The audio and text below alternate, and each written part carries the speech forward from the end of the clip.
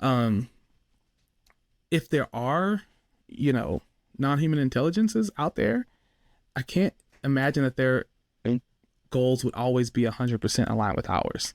Like, it just seems kind of um, unlikely.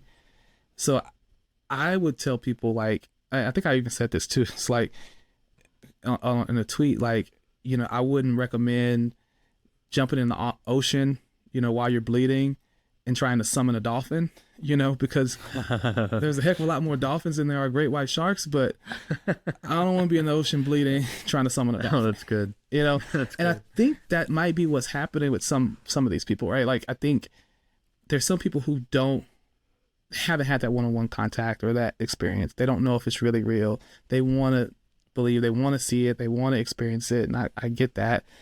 95% of the time, maybe even more, it might be really positive for them.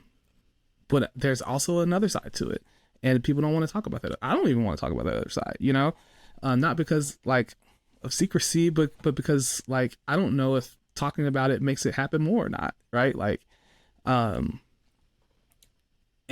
I think if you want to read the literature and you want to understand this phenomenon, like, you can't throw out the data. You can't throw out the data that says people get abducted.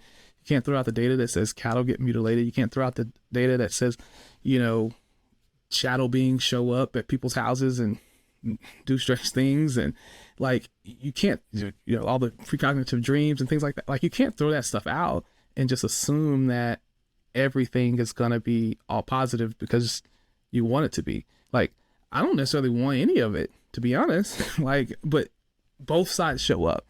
And I think that's the hard part, I think, for people to grapple with and understand.